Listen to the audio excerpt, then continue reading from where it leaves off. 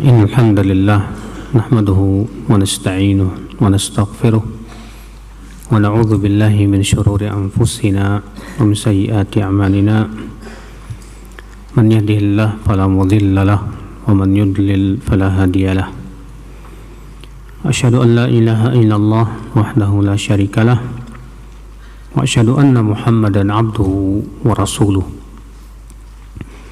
قال الله تعالى في كتابه الكريم يا أيها الذين آمنوا اتقوا الله حق تقاته ولا تموتن إلا وأنتم مسلمون أما بعد. Kita lanjutkan ayat ikhwah bab man tawaddu'a fa ahsanal wudu. Bab orang yang berwudu lalu ia memperbagus wudunya. Al-Humran maula Uthman ibn Affan radhiyallahu an anna Uthman ibn Affan da'a biwudu'in fatawadda'a faghasala kaffayhi thalatha marrat thumma tamadmada wastanthara thumma ghasala wajhahu thalatha marrat thumma ghasala yadahu al-yumna ila al-mirfaqi thalatha marrat ثم غسل يده اليسرى مثل ذلك ثم مسح رأسه ثم غسل رجله اليمنى إلى الكعبين 3 مرات ثم غسل اليسرى مثل ذلك ثم قال رأيت رسول الله صلى الله عليه وسلم توضأ نحو وضوء هذا ثم قال رسول الله صلى الله عليه وسلم من توضأ نحو وضوء هذا ثم قام فركع ركعتين لا يحدث فيهما نفسه غفر له ما تقدم من ذنبه. قال ابن شهاب وكان علماؤنا يقولون هذا الوضوء أسبغ ما يتوضأ به أحد للصلاة. Dari Humran maula Uthman bin Affan, semoga Allah meridainya, bahwasanya Uthman bin Affan meminta air wudu. Lalu beliau pun berwudulah. Itu dengan cara beliau mencuci dua telapak tangannya 3 kali. Kemudian beliau berkumur-kumur dan istinsar. Istinsar apa itu? Iya, istinsyak itu menghirup air ke hidung. Kalau istinsar mengeluarkan air dari hidung. Kemudian beliau mencuci wajahnya 3 kali. Kemudian beliau mencuci tangannya yang kanan sampai siku-siku 3 kali. Kemudian mencuci tangannya yang kiri seperti itu juga, yaitu 3 kali. Kemudian beliau pun mengusap kepalanya. Kemudian beliau mencuci 2 kakinya yang kanan sampai mata kaki 3 kali. Kemudian beliau mencuci kakinya yang kiri juga sama, yaitu 3 kali. Kemudian Utsman berkata, aku melihat Rasulullah sallallahu alaihi wasallam berwudu seperti wuduku ini. Kemudian Rasulullah sallallahu alaihi wasallam bersabda, barang siapa yang berwudu seperti wuduku ini, kemudian ia berdiri sholat 2 rakaat dan ia tidak berbicara pada dirinya, maksudnya kata para ulama itu tentang dunia, ghufira lahu ma taqaddama min dzambi, maka akan diampuni dosa-dosanya yang telah berlalu. Berkata Ibnu Syihab, dan adalah para ulama kami mengatakan bahwa wudu ini adalah cara wudu yang paling sempurna yang dilakukan oleh seseorang untuk sholat. Di sini akhi, ya, sudah pernah kita kemarin bahas dari hadis Abdullah bin Zaid itu tentang masalah tata cara wudu. Dan kita ambil faidah selain yang telah kita ambil faidah dari hadis Abdullah bin Zaid. Dalam hadisnya disebutkan, kemudian beliau mengusap kepalanya. dan tidak dijelaskan apakah sekali atau 3 kali. Dan terjadi ikhtilaf para ulama, apakah mengusap kepala itu disyariatkan 3 kali atau cukup sekali saja. Sebagian ulama, dan ini merupakan mazhab Imam Syafi'i, ya, bahwa itu disyariatkan 3 kali. Berdasarkan hadis bahwasanya Nabi SAW tawaddu'a thalathan thalatha, bahwa Nabi SAW berwudu itu 3 kali 3 kali. Berarti hadis ini apa? Bentuknya umum, mencakup padanya juga mengusap kepala. Sementara jumhur itu pendapat mayoritas ulama, ya, mengatakan bahwasanya mengusap kepala itu cukup sekali saja. Berdasarkan yang pertama riwayat dari Ali bin Abi Thalib yang dikeluarkan Abu Daud dalam sunannya, bahwa Ali bin Abi Thalib ketika mencontohkan wudunya Rasulullah SAW, disebutkan di situ wa masaha bi ra'sihi marratan wahidah, dan beliau pun mengusap kepalanya hanya sekali. Dan hujah mereka yang mengatakan disyariatkan mengusap kepala 3 kali juga berdasarkan riwayat lain, Pak, dari hadis Utsman bin Affan, bahwasanya Rasulullah SAW mengusap kepalanya 3 kali, dan dihasankan oleh Syekh Albani rahimahullah. Namun jumhur berpendapat bahwa riwayat Utsman bin Affan yang menyebutkan tentang 3 kali ini syadz. Kenapa? Karena kebanyakan perawi yang menceritakan tentang wudunya Utsman bin Affan ini tidak menyebutkan jumlah. Iya. Dan di antara hujah jumhur juga apa, Pak? Bahwa semua sahabat yang mencontohkan wudu Rasulullah SAW tidak menyebutkan bahwa mereka mengusap kepala 3 kali.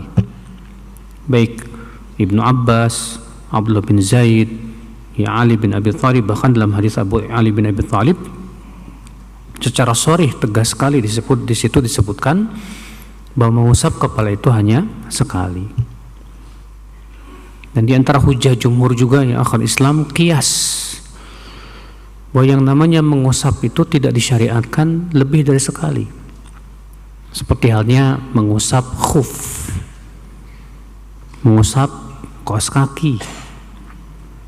Tidak ada satupun riwayat bahwa Nabi SAW mengusap khuf itu lebih dari sekali. Maka dikiaskan kepada mengusap, ini sama-sama mengusap, ya, rambut pun diusap. Maka karena sama-sama mengusap, sedangkan dalam masalah mengusap tidak ada satupun riwayat bahwa Nabi SAW melakukannya lebih dari sekali. Pendapat jumhur insyaallah yang paling kuat, ya, bahwa mengusap kepala tidak disyariatkan lebih dari sekali, cukup sekali saja. Hadis ini akan Islam kita ambil faedah yang kedua yang bisa kita petik dari hadis ini. Hadis ini menunjukkan masyru'iyatus shalah ba'dal wudu, disyariatkannya salat setelah wudu, ya. Kalau kita menyebutnya dengan salat syukur wudu, ya. Dan di sini Nabi menyebutkan pahalanya yang besar, Pak. Apa kata Rasulullah SAW? Man tawadda'a nahwa wudu'i hadha, siapa yang berwudu seperti wuduku ini, lalu setelahnya ia sholat 2 rakaat dan ia tidak berbicara dalam sholatnya tentang dunia, akan diampuni dosa-dosanya yang telah lalu. Namun untuk mendapatkan keutamaan ini, diampuni dosa-dosa yang telah lalu, apa syaratnya? Syaratnya yang pertama, wudunya sama dengan wudunya Rasulullah. Adapun kalau wudunya bid'ah, wudunya tidak sesuai dengan wudu Rasulullah SAW, maka tidak memenuhi syarat, tidak mendapatkan keutamaan tersebut, ya. Syarat yang kedua, Bapak, ia sholat 2 rakaat Dan dalam 2 rakaat itu ia tidak berbicara tentang dunia saat itu. Ini syarat yang sangat berat sebetulnya. Jarang diantara kita 2 rakaat itu khusyuk terus, jarang. Siapa diantara kita yang salat 2 rakaat dari semenjak takbiratul ihram sampai salam nggak mikirin dunia? Ada yang bisa? Susah ya. Di awal kita khusyuk, masya Allah. Ya, tahu-tahu syaitan mengingatkan kita tentang ini, tentang itu, tentang dunia dan yang lainnya, masya Allah. Ternyata untuk merealisasikan syarat ini tidak mudah, saudaraku. Iya.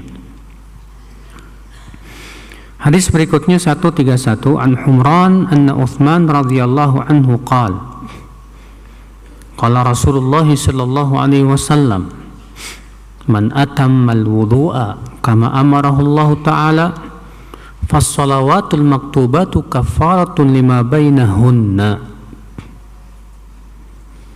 Dari Humran bahwasanya Uthman, semoga Allah meridainya, berkata, Rasulullah sallallahu alaihi wasallam bersabda, siapa yang menyempurnakan wudu sebagaimana ya yang Allah perintahkan, maka salat 5 waktu itu bisa menggugurkan dosa-dosa yang ada di antara keduanya. Di sini menunjukkan ya akhi, ya, keutamaan berwudu dan salat, dan bahwasanya berwudu dan salat itu bisa menggugurkan dosa-dosa. Namun apakah salat 5 waktu menggugurkan dosa kecil atau dosa besar? Jumhur ulama berpendapat bahwa yang digugurkan itu dosa kecil saja. Bahkan Ibnu Abdul Bar menyebutkan bahwa ini ijma', kesepakatan ulama. Hujah mereka yaitu hadis bahwa Nabi sallallahu alaihi wasallam menyebutkan dalam riwayat yang lain, wassalawatul khams kafaratun lima bainahunna majtunibatil kabair. Salat 5 waktu itu menggugurkan dosa-dosa yang ada di antara keduanya selama ditinggalkan dosa apa? Besar. Sabda Nabi, selama ditinggalkan dosa besar, itu menunjukkan, kata mereka, bahwa sholat 5 waktu itu hanya menggugurkan dosa apa? Kecil saja. Sebab kalaulah sholat 5 waktu menggugurkan dosa besar juga, kata mereka, tentu tidak ada faedahnya Nabi memberikan pengecualian di situ. Ya, penjelasan selama ditinggalkan dosa besar. Kalau ternyata sholat 5 waktu sudah otomatis menggugurkan dosa besar. Namun Syekh Albani berpendapat bahwa ini tidak mutlak. Artinya tidak bisa kita katakan bahwa sholat 5 waktu tidak bisa menggugurkan dosa besar. Sebab kalau kita mutlakan seperti ini, kata Syekh Albani rahimahullah, ini bertabrakan dengan dalil yang banyak sekali. Di antaranya hadis bahwa Nabi sallallahu alaihi wasallam menyebutkan tentang perumpamaan orang yang sholat 5 waktu. Ara'aitum law kana 'ala babi ahadikum nahrun yaktasilu fihi 5 marrat. Bagaimana pendapat kalian kalau di depan rumah kalian ada sungai yang dia setiap harinya mandi 5 kali di situ? Hal yabqa fihi min daran, apakah masih tersisa kotoran di dalam tubuhnya, apa di kulitnya? Kata Syekh Albani rahimahullah, enggak mungkin kotoran yang kecil bersih, kotoran yang gede-gede enggak bersih, kata Syekh Albani. Ini sangat tidak mungkin. Berarti itu menunjukkan hadis ini, kata beliau, bahwa dosa besar pun bisa digugurkan oleh salat 5 waktu. Demikian pula Nabi SAW bersabda tentang haji. Kata Rasulullah SAW, man hajja walam yarfuth walam yafsuq raja'a ka yaumi waladatu ummu. Siapa yang haji dalam keadaan ia tidak berbuat rafath. Rafath itu ucapan-ucapan yang tidak baik, ya. Walam yafsuk, tidak pula berbuat kefasikan, itu dosa-dosa besar. Maka ia pulang dalam keadaan seperti dilahirkan oleh ibunya. Kata-kata seperti dilahirkan oleh ibunya, mungkinkah dipahami bahwa yang digugurkan dosa kecil saja? Justru itu menunjukkan bahwa yang digugurkan pun dosa besar. Namun kata beliau, yang seperti apa yang bisa menggugurkan dosa besar itu? Tentunya tidak setiap orang yang sholat 5 waktu sholatnya bisa menggugurkan dosa besar, belum tentu, kata beliau. Ya. Yang bisa menggugurkan dosa besar itu kalau dia melakukan sholat 5 waktu tersebut secara sempurna, kekhusyuannya, ya, sholat 5 rukun-rukunnya, syarat-syaratnya. Sebagaimana halnya orang yang haji, di mana Nabi SAW menyebutkan di situ, ya, syarat untuk mendapatkan ampunan seperti dilahirkan oleh ibunya kembali apa? Walam yarfuth, tidak berbuat rafath, walam yafsuk, dan tidak berbuat apa? Kefasikan. Ini kan syarat yang tidak mudah, Pak. Syarat yang sulit itu. Berarti itu menunjukkan, ya, bahwa sholat 5 waktu, dan sedangkan kata Syekh Al-Albani sholat 5 waktu itu lebih besar daripada haji. Tidak mungkin sholat haji bisa menggugurkan dosa besar, ternyata sholat 5 waktu tidak bisa menggugurkan dosa besar, kata beliau. Maka kata beliau, ya, kata Syekh Al-Albani rahimahullah, bahwa yang rajih, yang sahih, bahwa sholat 5 waktu itu bisa menggugurkan dosa besar. Namun seperti apa dulu sholat yang bisa menggugurkan? Itu yang sempurna, ya, yang betul-betul ia lakukan itu secara khusyuk dan yang lainnya. Ya, Allahu a'lam.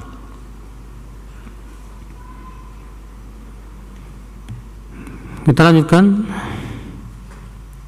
Hadis 132 an Uthman radhiyallahu an qala sami'tu Rasulullah sallallahu alaihi wasallam yaqul man tawadda'a lis-shalah fa asbagha al-wudu thumma masha ila salatil maktubah fa shallaha ma'an nas aw ma'al jama'ah aw fil masjid ghafara Allahu lahu dhunubah.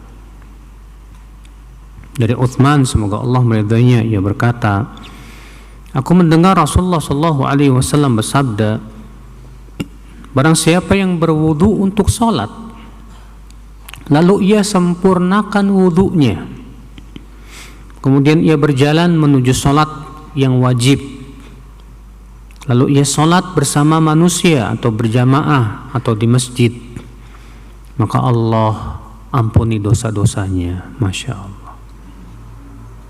Di sini menunjukkan, akhi, keutamaan sholat berjamaah, ya. Karena Nabi SAW di sini memberikan pahala besar, masya Allah.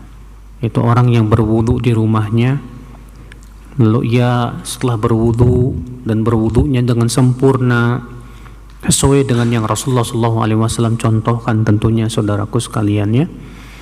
Lalu ia berjalan menuju apa? Masjid. Berjamaah dia, maka Allah ampuni dosa-dosanya. Orang yang beriman itu sangat tertarik, Pak, dengan pahala akhirat, Pak.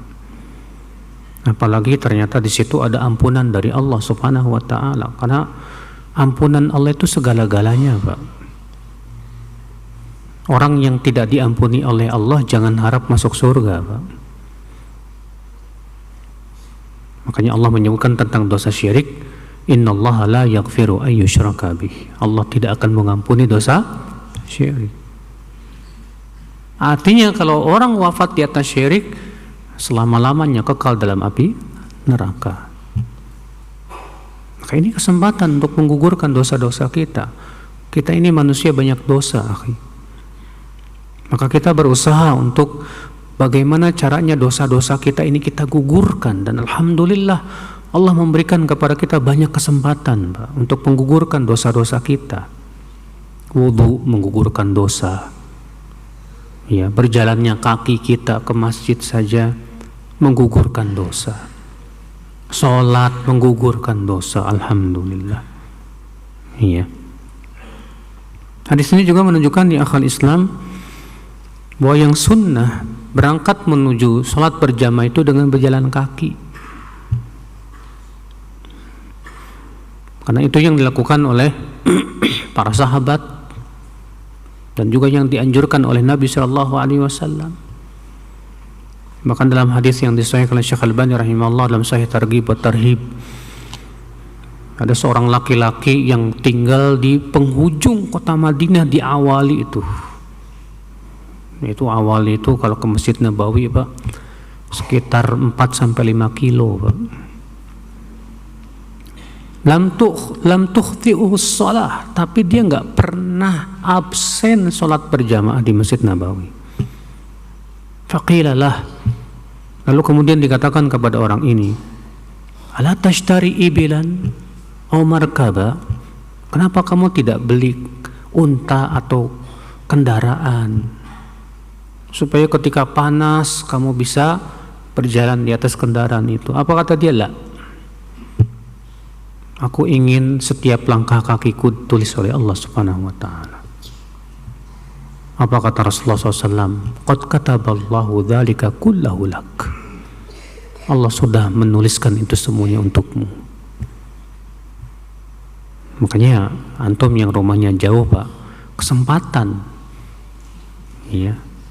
Kesempatan, karena Rasulullah SAW mengatakan apa? A'dhamuhum ajra ab'aduhum mamsya. Orang yang paling besar pahalanya, yang paling jauh jalan kakinya. Iya.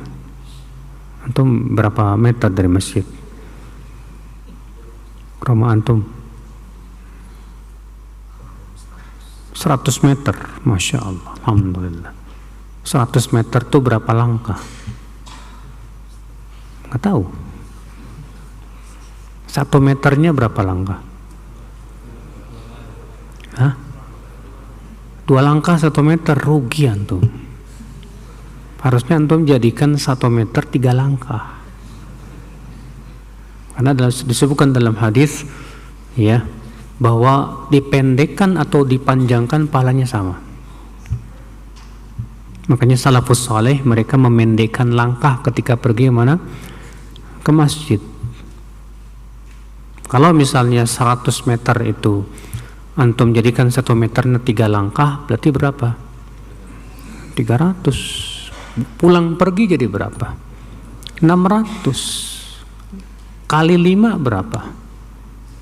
3.000 setiap hari. Masya Allah, ajib, luar biasa saudaraku sekalian. Gimana kalau 200 meter? Gimana kalau 300 meter? Sayangnya banyak di antara kita yang lebih senang naik motor. Tapi daripada nggak ke masjid sih Pak, mendingan naik motor, Pak. Benar. Males Ustaz kalau iya. Tapi kalau pengen dapat pahala yang lebih besar sih ahsan jalan kaki. Iya. Memang ada satu riwayat yang menyebutkan tentang memakai kendaraan, namun riwayatnya tidak sahih. Iya. Ikhwatul Islam, bab isbaghil wudu' 'alal makarih. Bab menyempurnakan wudu di saat-saat sulit. Maksudnya saat sulit, maksudnya gimana Pak? Dingin banget atau sedang sakit, tapi kita tetap berusaha untuk menyempurnakan apa? Wudu kita. Iya. Hadis 133 an Abi Hurairah radhiyallahu anhu anna Rasulullah sallallahu alaihi wasallam qala: Ala adullukum ala ma yamhu Allahu bil khataya wa yarfa'u bihi ad-darajat. Qalu bala ya Rasulullah. Qala isbaghul wudu' al makarih wa kafratul khuta ila al masajid wa intidharus salati ba'da as-salah fadzalikumur ribat. Dari Abu Hurairah, semoga Allah meridainya, bahwasanya Rasulullah sallallahu alaihi wasallam bersabda, Maukah aku tunjukkan kepada kalian amalan yang membuat Allah hapus dosa-dosamu dan Allah angkat derajatmu?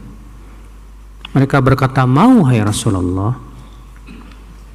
Maka beliau bersabda, yaitu menyempurnakan wudu di saat-saat sulit dan memperbanyak langkah kaki ke masjid dan menunggu sholat sampai sholat berikutnya.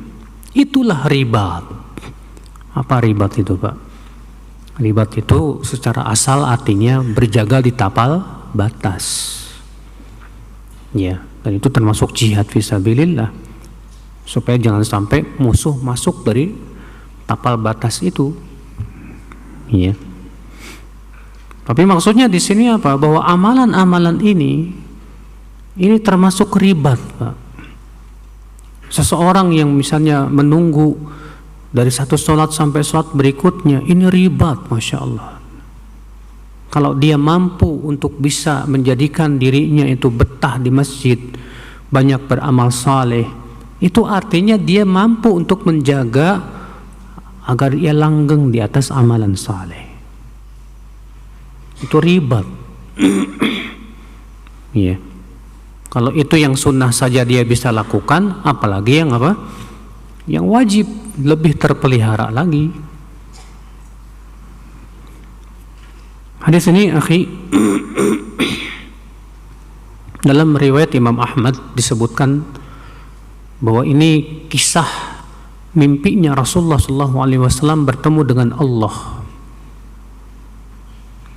Imam Ahmad meriwayatkan dalam musnadnya bahwa Rasulullah SAW bersabda, "Ra'aitu Rabbi al-barihata fi ahsani surah." Semalam aku bermimpi bertemu dengan Allah dalam bentuk yang sangat indah sekali. Faqala li, lalu Allah berfirman kepadaku, ya Muhammad, atadri fima yakhtasimu fihil mala'ul a'la. Wahai Muhammad, tahukah kamu apa yang sedang diperbincangkan oleh malaikat yang ada di langit sana? Faqultu la adri ya Rabb. Lalu aku berkata, aku tidak tahu ya Allah. Fawadha'a kaffahu baina katifai hatta wajadtu bardaha baina sadiyai. Maka Allah pun meletakkan telapak tangannya di antara dua pundakku, kata Rasulullah, sehingga aku merasakan dinginnya di antara dua dadaku. Fa'alimtu ma fis samawati wal ard. Maka saat itu aku langsung mengetahui apa yang terjadi di langit dan di bumi saat itu. Faqala li, lalu Allah berfirman, atadri fima yakhtasimu fihil mala'ul a'la. Tahukah kamu apa yang sedang diperbincangkan oleh malaikat yang ada di langit sana? Faqultu na'am adri, aku tahu ya Allah. Fil kafarati wad darajat. Mereka memperbincangkan tentang amal yang menggugurkan dosa dan amal yang apa? Mengangkat derajat. Fa'amal kafarat, adapun amal yang menggugurkan dosa, famasyul aqdam ilal jama'at, itu berjalan kaki menuju sholat berjamaah. Wa isbaghul wudu' indal makruhat, dan menyempurnakan wudu di saat apa? Sulit. Wantidharus sholati ba'da sholah, dan menunggu sholat sampai sholat apa? Berikutnya. Faqala Allah, apa kata Allah, Pak? Sadaqta ya Muhammad, benar sekali wahai Muhammad. Faman fa'ala dzalik, siapa yang melakukan perbuatan-perbuatan itu, kata Allah, asya bi khairin wa mata bi khairin wa kana min khati'atihi kayaumi waladatu ummu. Siapa yang melakukan perbuatan-perbuatan tadi, kata Allah, hidupnya akan baik, wafatnya pun di atas kebaikan, dan ia akan bersih dari dosanya seperti dilahirkan oleh ibunya. Subhanallah. Ajib, ya. Sini akal Islam, ya, keutamaan 3 perkara ini, Pak. 3 perkara ini kalau kita betul-betul jaga, ini dapat luar biasa ini pahalanya, subhanallah. Allah menjamin bahwa orang yang menjaga 3 perkara ini, asya bi khair, hidupnya baik. Wa mata bi khair. Siapa di antara kita yang ingin wafatnya su'ul khatimah? Na'udzubillah. Semua kita ingin wafatnya husnul khatimah, subhanallah. Ternyata di sini Allah menjanjikan, Pak, orang yang melakukan 3 perkara tadi, mata bi khairin, ia akan meninggal dalam keadaan baik. Dan ia pun bersih dari dosanya, seperti dilahirkan oleh ibunya. Masya Allah, azim ya akhi, agung sekali ini. Apa 3 perkara itu? Yang pertama apa? Menyempurnakan wudu di saat-saat sulit, saat dingin banget, saat sedang sakit. Dan ini dijadikan kaidah oleh para ulama, Pak. Al-ajru biqadril masyaqqah, bahwa besarnya pahala itu ditentukan oleh beratnya suatu amal. Iya. Karena berwudu di saat sulit itu apa? Berat nggak, Pak? Berat, Pak. Berarti semakin berat amal, semakin apa? Besar pahalanya. Tapi bukan karena kita yang memberat-beratkan loh, Mas. Kalau kita yang memberat-beratkan itu tercela. Iya. Tapi yang dimaksudnya itu amal tersebut ada kondisi-kondisi menjadi berat gitu, Pak. Seperti wudu di saat-saat sulit, seperti sedekah di saat-saat pelit. Ya. Dimana kita takut miskin, sehingga kita butuh perjuangan. Semakin berat itu amal, semakin besar pahalanya di sisi Allah Subhanahu wa taala. Ya, antum punya GERD misalnya, punya mah, kalau puasa itu tersiksa, tapi antum tetap puasa Ramadan dalam keadaan tersiksa, itu bisa aja lebih besar pahalanya, Pak, karena beratnya yang ia rasakan. Ya, nah ini akal Islam. Ini yang pertama, yaitu menyempurnakan wudu di saat apa? Sulit. Yang kedua apa? Berjalan menuju sholat 5 waktu, sholat berjamaah, Masya Allah. Berjalan ke masjid setiap langkahnya, bayangkan. Kalau antum naik gunung enggak, Pak? Ya, langkah kaki antum enggak dinilai 1 langkah naik derajat, 1 langkah digugurkan dosa, enggak. Tapi kalau ke masjid, Masya Allah. Tapi aneh ya, Pak, banyak yang kuat naik gunung, ke masjid nggak kuat, Pak. Karena memang ke masjid itu perjalanan iman, membutuhkan kekuatan apa? Iman, saudaraku. Iya. Makanya Rasulullah SAW menyebutkan bahwa orang munafik itu berat sekali untuk sholat berjamaah. Beliau bersabda, "Athqalus sholati 'alal munafiqin sholatul isya wa sholatul fajr." Sholat yang paling berat untuk orang-orang munafik itu sholat isya dan sholat subuh. Artinya semua sholat itu berat buat orang munafik. Dan yang paling berat itu sholat isya dan sholat subuh. Lau ya'lamuna ma fihima la atauhuma walau habwa, kata Rasulullah.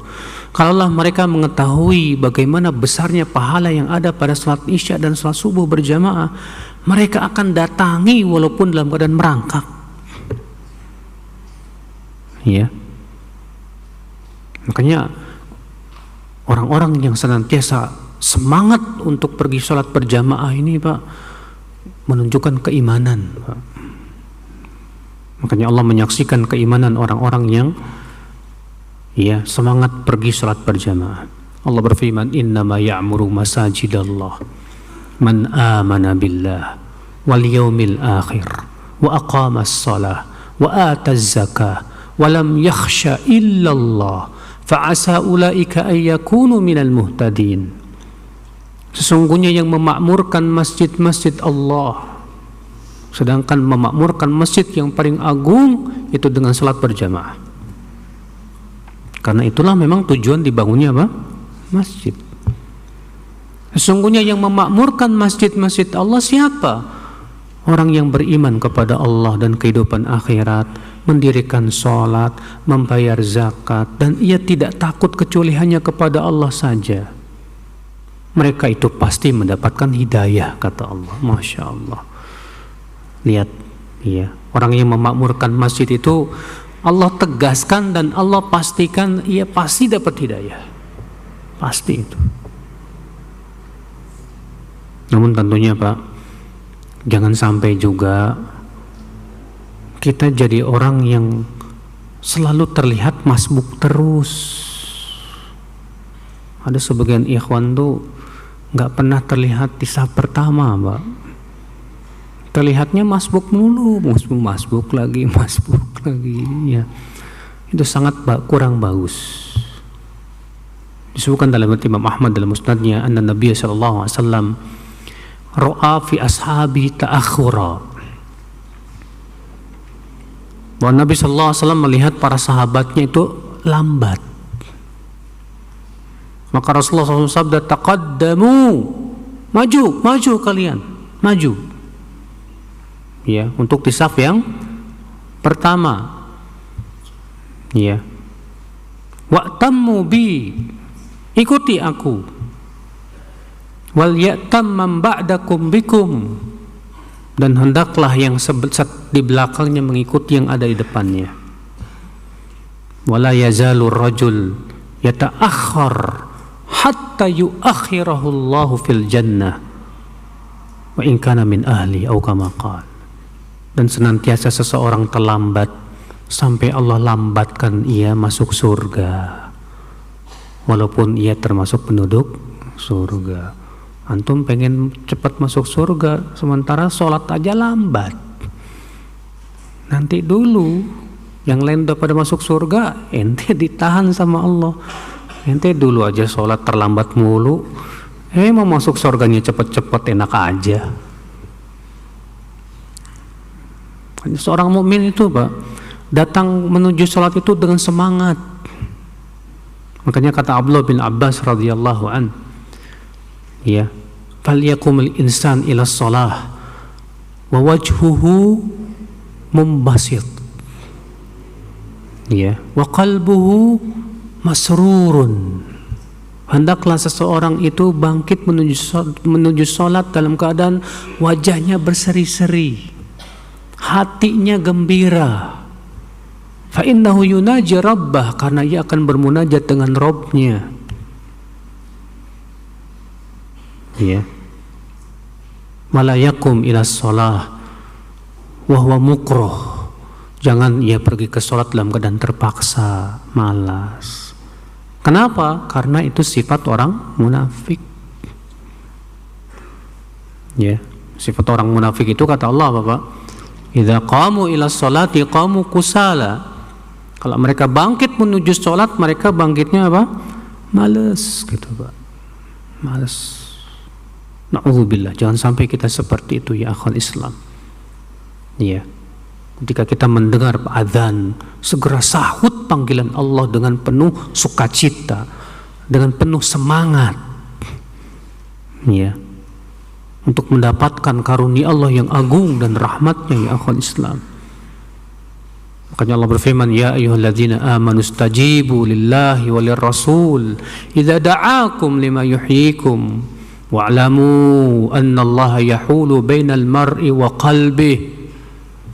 Hai orang-orang yang beriman, segera kalian ijabah panggilan Allah dan Rasulnya. Apabila keduanya memanggil kalian kepada perkara yang menghidupkan hati kalian, dan ketahuilah kata Allah, Allah bisa menghalangi seseorang dari hatinya. Kata Ibnu Qayyim, orang yang suka terlambat dan suka melambat-lambatkan ibadah, biasanya Allah berikan sanksi, dijadikan berat melakukan ibadah itu. disangsi sama Allah Subhanahu wa taala. Makanya dari itulah saudaraku sekalian, ya. Ini dia ya pahala besar nih, Pak. Orang yang mau pergi sholat berjamaah, dan sudah kita beberapa hadis yang lalu juga pernah kita sebutkan, ya. Bagaimana besarnya sholat berjamaah pahalanya, ya. Kemudian yang ketiga apa? Menunggu sholat sampai sholat berikutnya di masjid, masya Allah. Untuk habis sholat maghrib, duduk, apalagi sambil kajian, masya Allah, sampai menunggu sholat, sambil menunggu sholat isya, ya. Itu menunggunya antum di masjid saja luar biasa, Pak. Yang pertama, malaikat mendoakan antum terus. Apa kata Rasulullah SAW?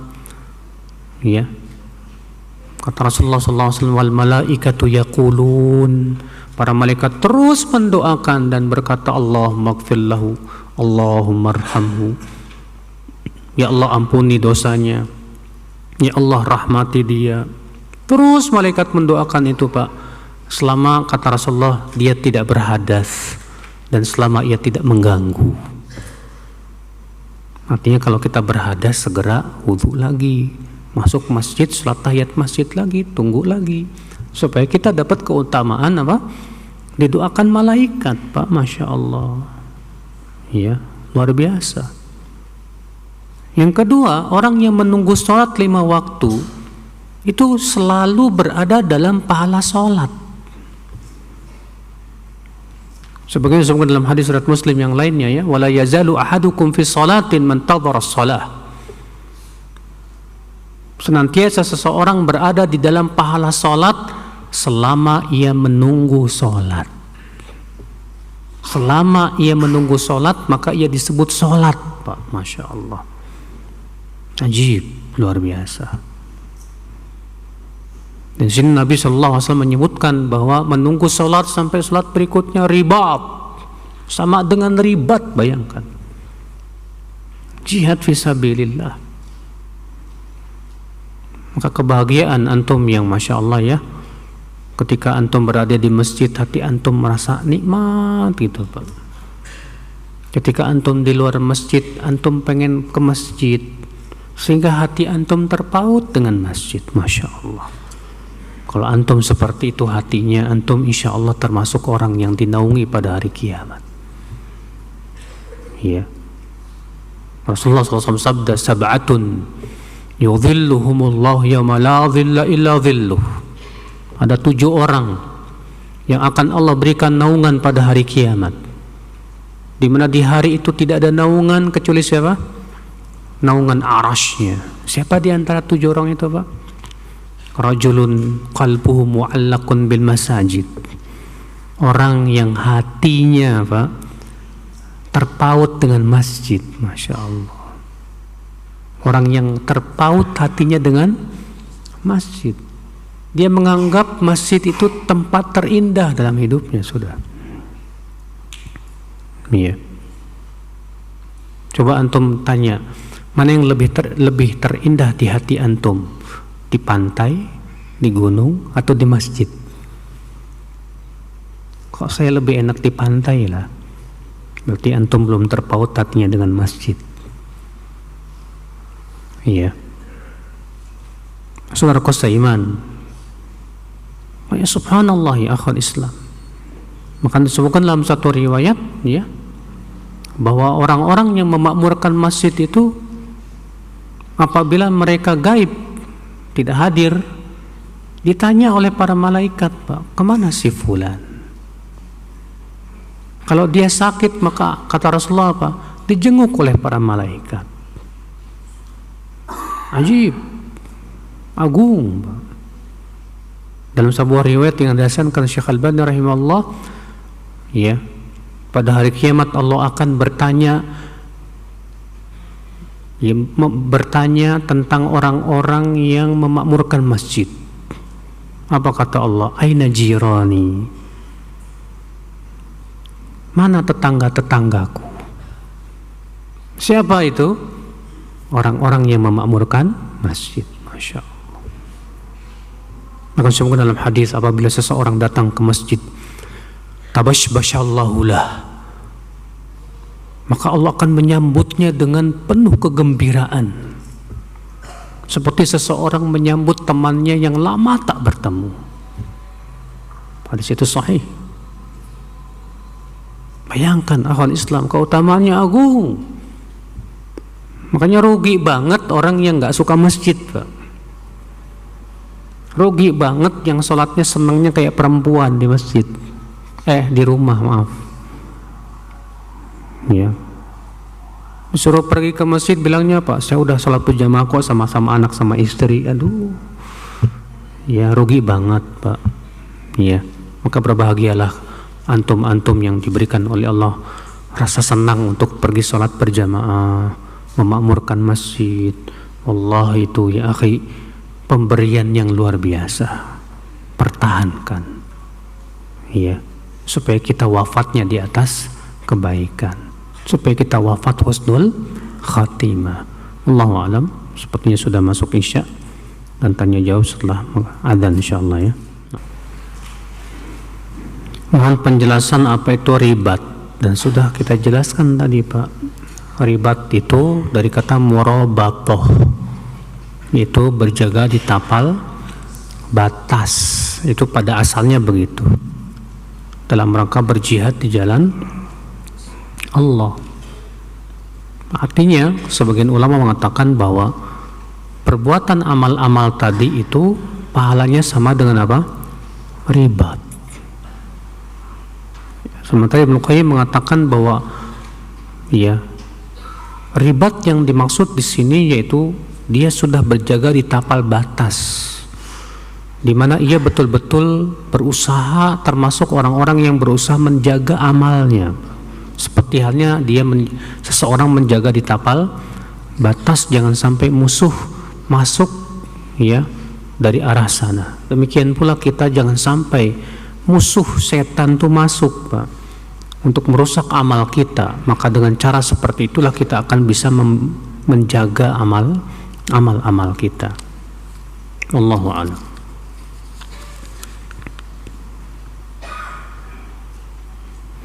Bagaimana kalau kita safar ambil rukhsah? Ambil rukhsah. Apa sih ini? Qasar ya.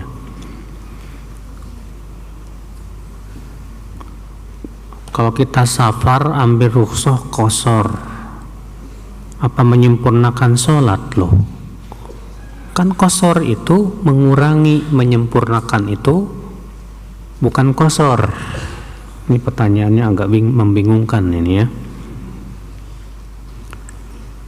Jadi gini, Pak, Rasulullah SAW kalau safar itu tidak pernah sekalipun menyempurnakan sholat. Tidak ada satupun riwayat yang menyebutkan bahwa Rasulullah SAW kalau safar sholatnya sempurna. Sehingga menjadi khilaf para ulama, apakah qasar itu hukumnya wajib bagi musafir, ataukah qasar itu hukumnya sunnah saja, sunnah muakkadah. Jumhur berpendapat bahwa qasar itu hukumnya sunnah muakkadah, berhujjah dengan perbuatan Aisyah. Demikian pula Utsman bin Affan radhiyallahu anhuma, di mana mereka ketika haji menyempurnakan sholatnya dan tidak mengqasar. Sementara Abu Hanifah berpendapat harus dua, nggak boleh sempurna, kecuali kalau sholat di belakang imam yang mukim. Kenapa? Karena alasannya mereka berhujjah dengan perkataan Aisyah. Aisyah radhiyallahu anha berkatakan apa? Furidatis shalah rakaatan ya rakaatan. Tadi sholat itu diwajibkan pertama kali itu 2 rakaat. Tsumma zidat, kemudian ditambahkan. Wa uqirrat li sholatis safar, dan 2 rakaat ini ditetapkan untuk sholat safar. Berarti kata Abu Hanifah, ini menunjukkan berarti kembali kepada asal. Berarti itu menunjukkan bahwasannya harus juga mereka berhujah bahwa Rasulullah SAW tidak pernah sekalipun ya safar dalam keadaan sholatnya sempurna. Kalaulah hukumnya sunnah, tentu Nabi akan mencontohkan walaupun sekali di mana beliau sholatnya secara apa? Sempurna. Nah, ini mana khilaf ya para ulama tentang apa namanya hukum qashar bagi musafir. Iya. Namun Pak, tentunya kalau misalnya kita pergi ke Bandung dan di Bandung kita bisa sholat berjamaah, lebih utama kita sholat apa? Berjamaah. Tapi kalau kita sholat di belakang imam yang mukim, berarti kita tidak boleh apa? Mengqashar dengan ijma' seluruh ulama. Iya. Allahu a'lam.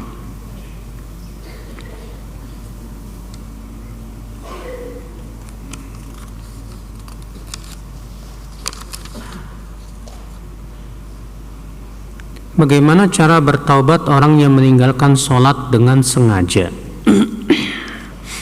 Ini berhubungan dengan ikhtilaf para ulama. Apakah orang yang meninggalkan sholat dengan sengaja itu kafir atau belum? Maka atas pendapat Imam Ahmad yang mengatakan orang yang meninggalkan sholat dengan sengaja murtad dari agama Islam, berarti dia wajib mengucapkan 2 kalimat syahadat karena dia sudah murtad. Iya. Adapun atas dasar pendapat jumhur bahwa orang yang meninggalkan sholat dengan sengaja bukan karena mengingkari kewajibannya, tapi karena malas, maka taubatnya dengan cara ia kembali sholat dan ia menyesali, ya, dan tidak lagi akan mengulangi perbuatan tersebut. Makanya pernah terjadi dialog antara Imam Syafi'i dengan Imam Ahmad. Kata Imam Syafi'i, wahai Ahmad, sampai kepadaku bahwa engkau mengkafirkan orang yang meninggalkan sholat. Iya. Lalu bagaimana taubatnya? Kata Imam Ahmad, mengucapkan 2 kalimat syahadat. Sementara dia mengucapkan 2 kalimat syahadat kok pada sebagian sholatnya. Imam Ahmad pun diam tapi tidak bisa menjawab. Iya. Itu ada kisah tersebut yang disebutkan oleh sebagian ulama.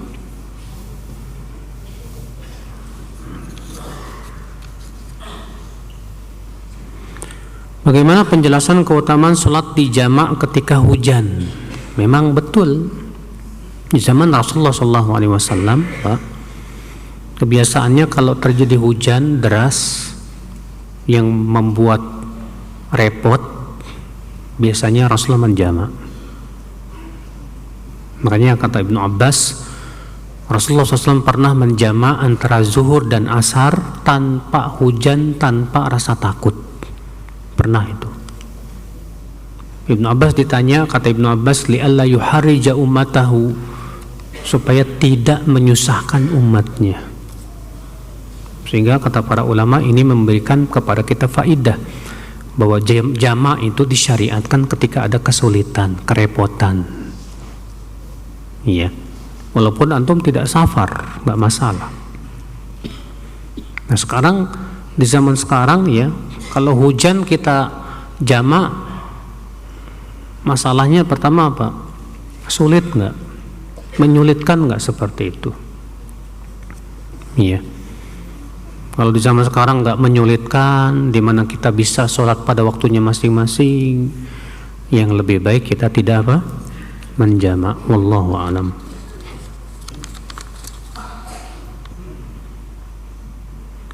Apabila kita sebagai makmum ingin membuat saf baru ketika saf depan sudah penuh, apakah kita memulai saf dari tengah atau dari kanan, Ustaz? Syekh bin Baz pernah ditanya tentang masalah ini, beliau mengatakan dari tengah, bukan dari apa? Kanan. Iya. Allahu a'lam.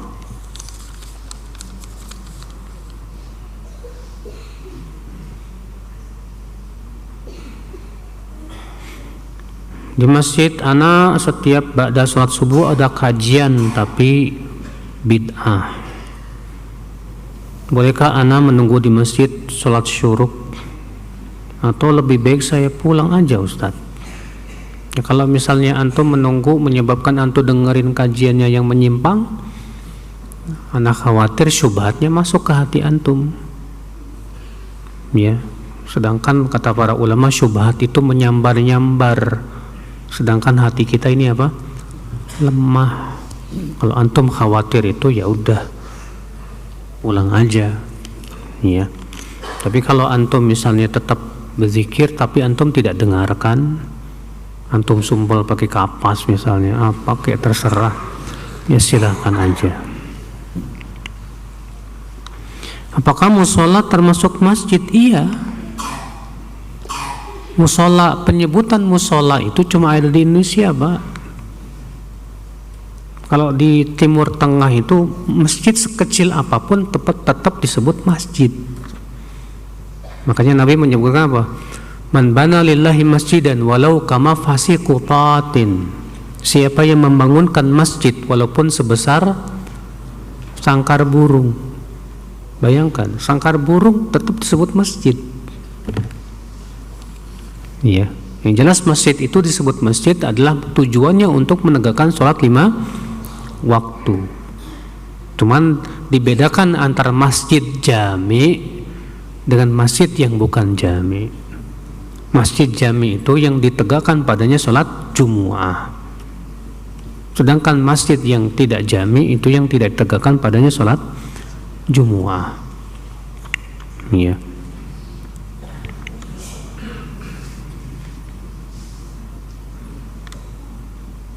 Bagaimana cara kita berzikir setelah sholat dengan adanya gangguan zikir jamaah di masjid tertentu, Ustadz? Ya, berusaha kita untuk fokus, dengan zikir kita. Ya. Bagaimana cara mengusap telinga? Sudah kita jelaskan kemarin, mengusap telinga itu dengan cara memasukkan apa? Telunjuk ke telinga, lalu mengusap dengan jempol bagian apa? Belakangnya, seperti ini. Ya. Demikian wallahu a'lam, wabillahi taufiq. Assalamualaikum warahmatullahi wabarakatuh.